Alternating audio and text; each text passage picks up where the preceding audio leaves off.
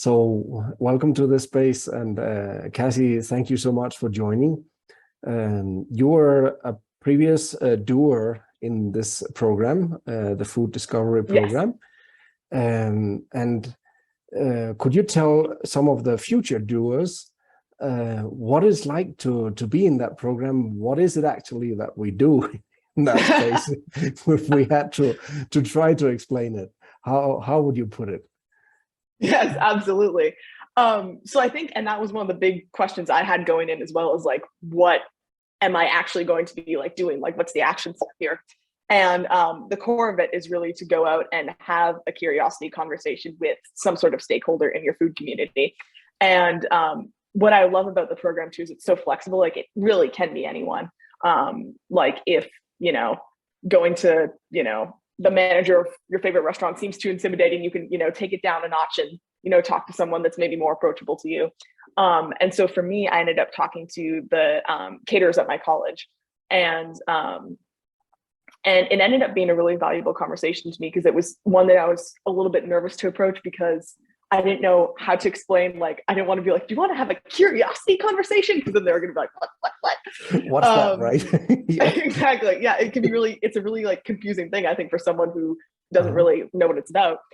And so I think it really taught me how to approach a conversation from a place, like, it is a curiosity conversation. Like, you're approaching it from a place of pure curiosity, but also like having that willingness just to really uncover like what the other person's motivation is, like, why are they doing what they do, what do they love about it, because it's amazing how people, like, I think people are a bit suspicious when you start the conversation. They're like, what do you want from me, like, because usually when you reach out to people, you want something from them, and so they're always like, they're a little bit on guard at first, but I do think it was amazing in my conversation to sort of see, like, once we sort of both relaxed, and I was like, yeah, this is really weird, I know you probably don't get a lot of people like just kind of approaching you and being like, tell me about it.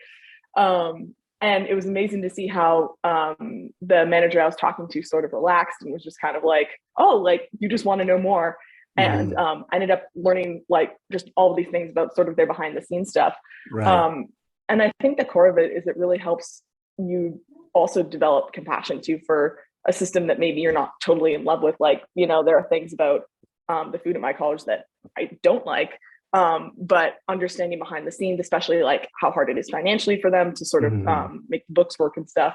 It helps you like really just understand where people are coming from. Beautiful. And so in that process, you discovered some kind of friction, I think. Yes.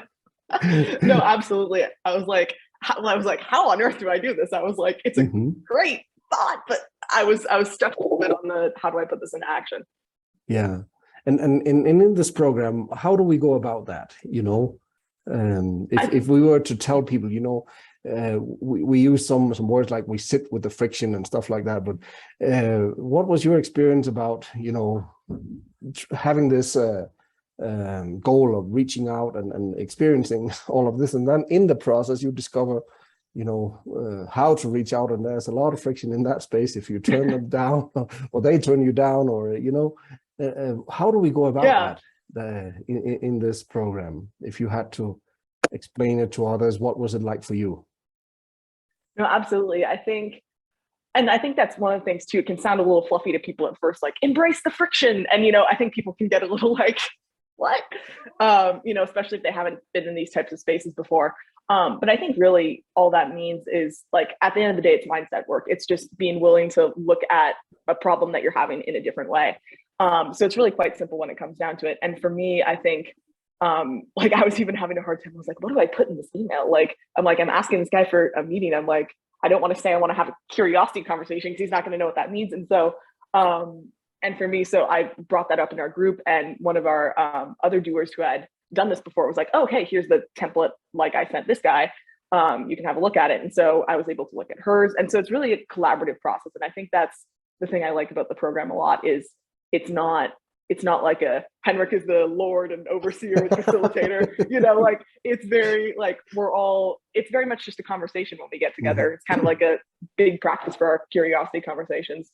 And so it's definitely, I think, we all were sort of feeling similar things and like similar, like, how do we reach out? Like, what do we do? And so really being able to talk through that, like a lot of it is just talking to other people, realizing, oh, I'm not crazy. You feel the same thing. And I think also developing a willingness for it all to go sideways was one of the things that really helped me. I was like, you know what? This could just be terrible. This could go so shittily and this might be awful, but I'm going to do it anyway. And I think having that willingness sort of opens up the space for something really cool to happen, which is what ended up happening to me. But yeah, I'd really say like collaboration. And then Henrik, we also did the Psyche session, which was really helpful. And so I think there are a lot of resources within the program that can help you work through what you're working through with that. Yeah, beautiful. And maybe if I could ask you to share a little bit, what has unfolded in your life since, it's been a few months now since you were in the program, and maybe you noticed some changes in your life, or what would you share, please? Absolutely. Yeah. Well, I think it was funny. I actually noticed something the other day. I'm hopefully going to be doing a project over the summer, and there's somebody in a news article that I wanted to reach out to because he had done something similar. And I found the guy on LinkedIn, and I was like, oh God, do I message him? Like, it's going to be so scary. I'm like, but then I was like, you know what? He's the worst thing that happens is he ignores it. So I and he didn't even have like the send a message button. Like it was like you had to like connect with him. And so I was like, he's going to see this and be like, who the heck is this random chick from Portland like messaging me? He lives like on the East Coast. But I was like, you know what? Like, I'm going to do it anyway. So I think there's a lot of willingness in my life to sort of just like start a conversation or reach out to people that like would have no idea even who I am or what I'm up to or whatever it is. But I think I've gotten a lot braver in terms of like, the worst thing that happens is nothing. So like just amazing. Yeah, we've seen that quite a lot actually with a lot of the participants. It takes a little while, and then you come back to it and you repeat, and then things just starts unfolding and have those ripple effects, and maybe a couple of months later people start to notice, hey, there's actually a lot changed in my life. So that's just beautiful. And this was actually leading to this next question, about this is the food system innovation project. All of these, we have this big world out there, and we're in Farmer's Footprint. And what do you see as a connection between what we're doing in this program and how it could have any effect on farmers in general or the food system? What comes to your mind? I think, and I think that's another thing that might turn people off at first when they're just reading about the program, because they're like, what are we actually doing here to improve our food system? It can get very like it's almost anxiety inducing. So you're like, what am I supposed to be doing about this?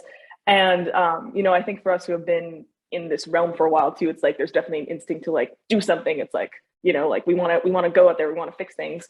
And I think that there's more of a connection than there first appears, for sure.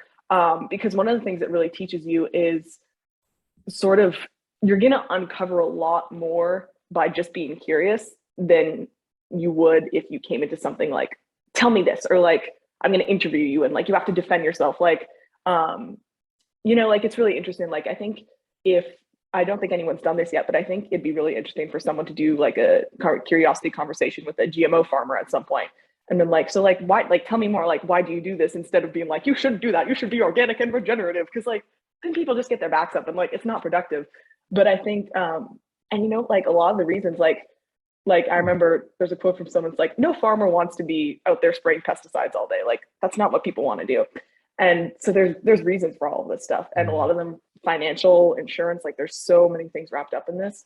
And I think it can really help us develop an understanding too of like, what are the real problems? Like, what are the real barriers here that prevent people from living in and producing and creating in a more regenerative based world? Like, because I think a lot more people would be doing it if they had the resources and knew how. And a lot of times that basis isn't there. So I think that's the real beauty of the curiosity conversations, is you're forming a relationship, and then that's going to allow you to uncover, okay, this is the root of why this person does what they do. Maybe I can help them if they have this desire and just don't have the means to do it. Like, it's like, let's connect them with Farmer's Footprint, or, like there's a lot of different things that can be birthed out of it. Yeah.